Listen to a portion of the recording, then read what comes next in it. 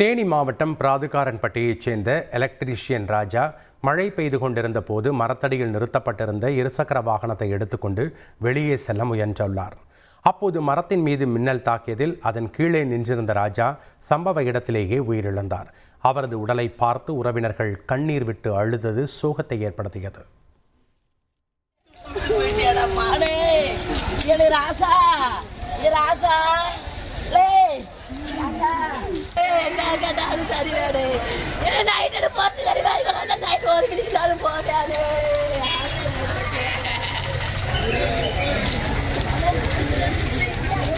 சிவகங்கை அருகே பழமலை நகரைச் சேர்ந்த சுப்பையா என்பவரது மகன் அங்குள்ள உண்டு உறைவிட பள்ளியில் 6ஆம் வகுப்பு படித்து வந்துள்ளான்.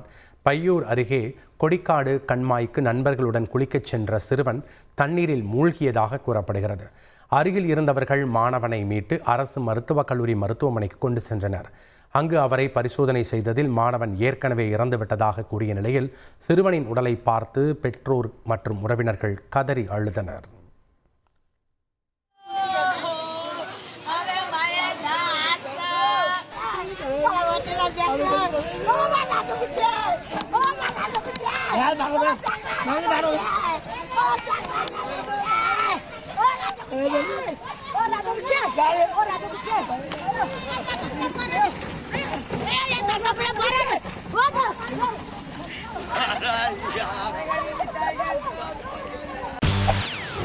செய்திகளை உடனுக்குடன் தெரிந்து கொள்ள உடனே சப்ஸ்கிரைப் பண்ணுங்க.